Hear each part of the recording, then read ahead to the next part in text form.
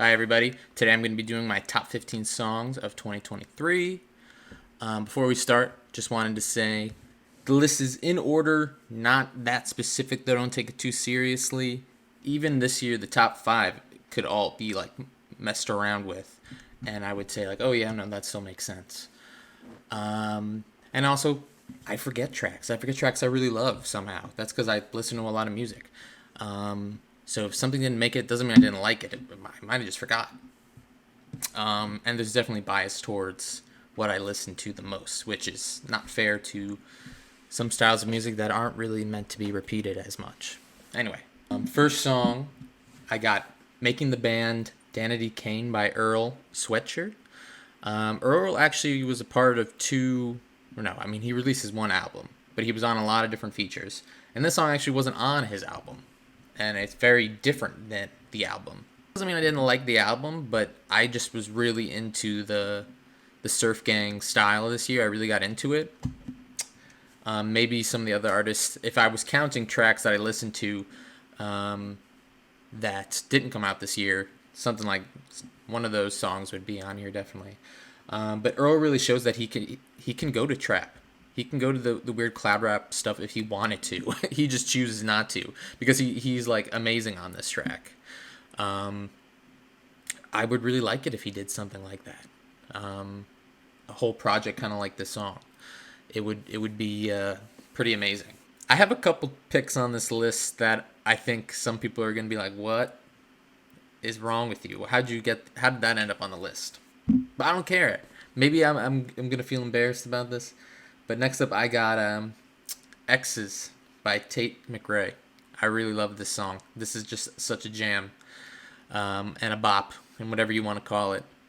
And I haven't seen anyone really liking this song as much as I do, but I don't know. I like everything about it. I think the beat is pretty nice. It's not that different for a pop beat, but I mean, I've never really been a fan of her before this. But I think she goes crazy on this song. I really like the little like kind of bridge breakdown that she kind of rapping. I think it goes pretty hard, and I think the hook is really infectious. It's kind of like a go to in the car for me lately. So I don't know. That's on this list. Next up, I got a song from an album that really has not gotten enough attention on these year-end lists. And I say that it's probably not going to be on my list either. But I think it's a really interesting and good album. Talking about Christine and the Queens, Full of Life is the song I'm picking. The album is Paranoia, Angels, True Love. If you're a fan of pop, experimental pop, and you haven't listened to this album, it's one you really should give a try.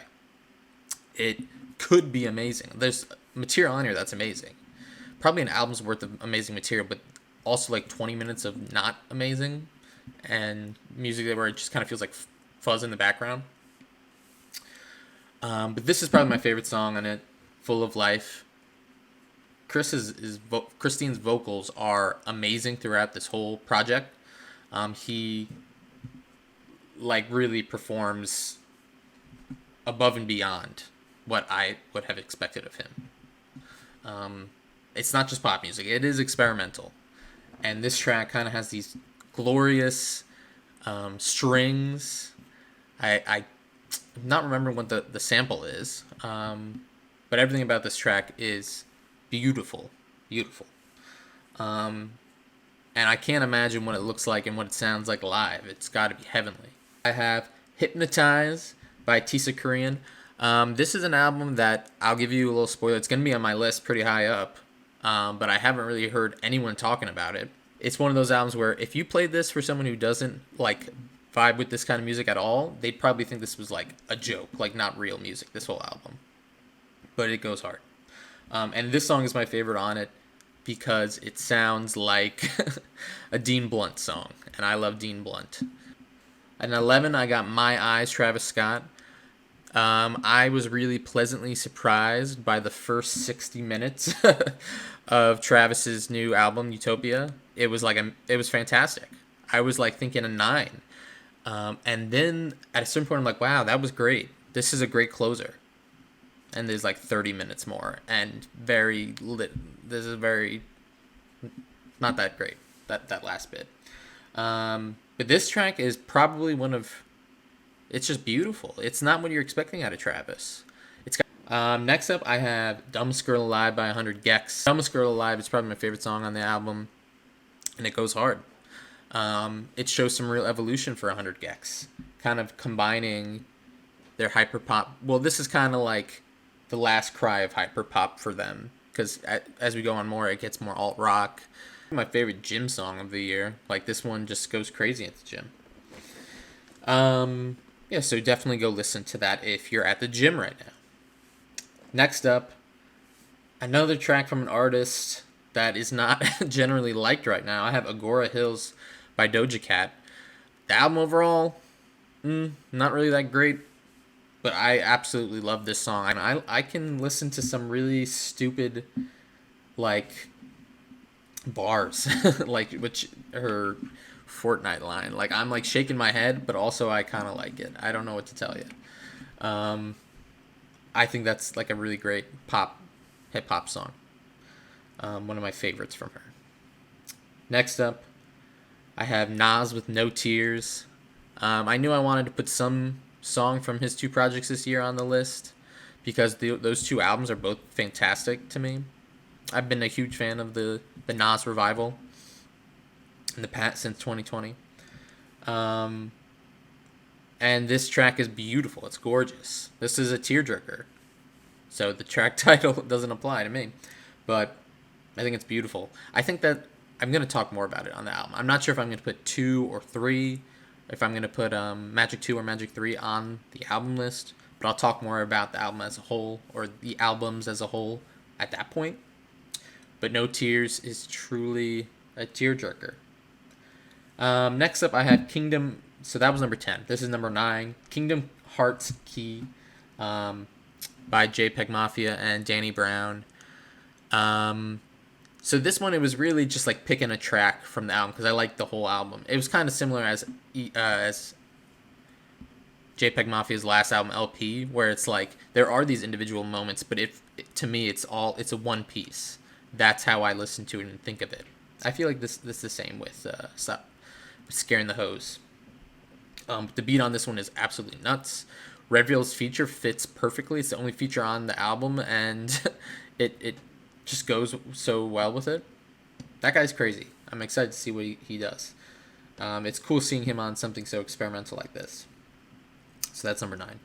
Number 8, this is an artist that I got really into this year. I have Super Shy by New Jeans.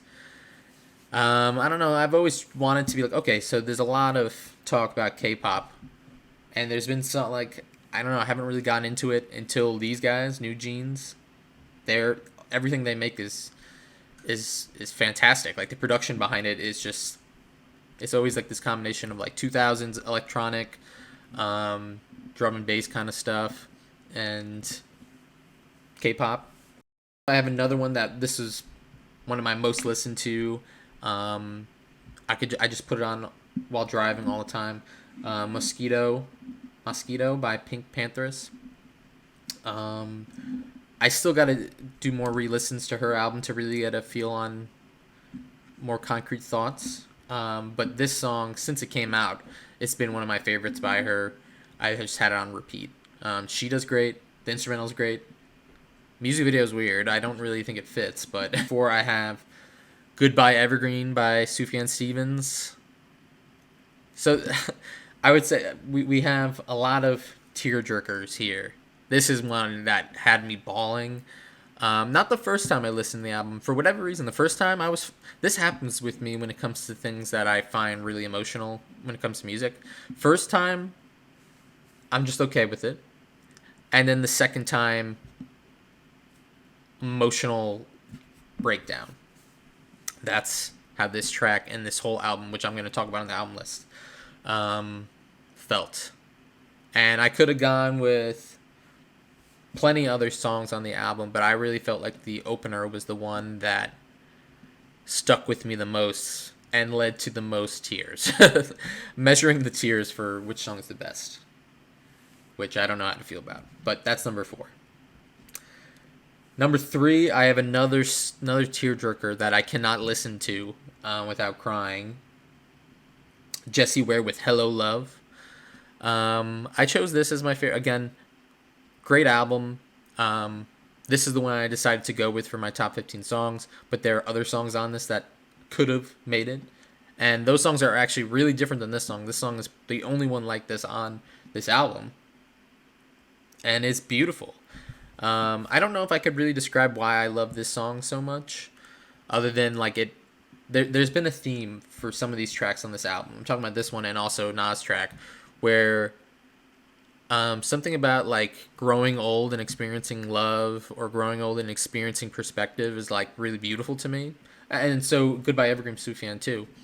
There's something really beautiful about that, and it really hits on all those tracks. And Hello Love, I guess the reason I feel like that is because this reminds me of, I don't know, maybe something by Stevie Wonder, or something soul inspired, that I could picture like grandparents listening to, or more specifically me as an older person listening to and really enjoying and wanting to dance to. I don't know, like it puts this picture in my head of a time that's pretty far away in my life, and who knows if it'll even happen. Um, but something that is beautiful to think about. That makes sense? Okay.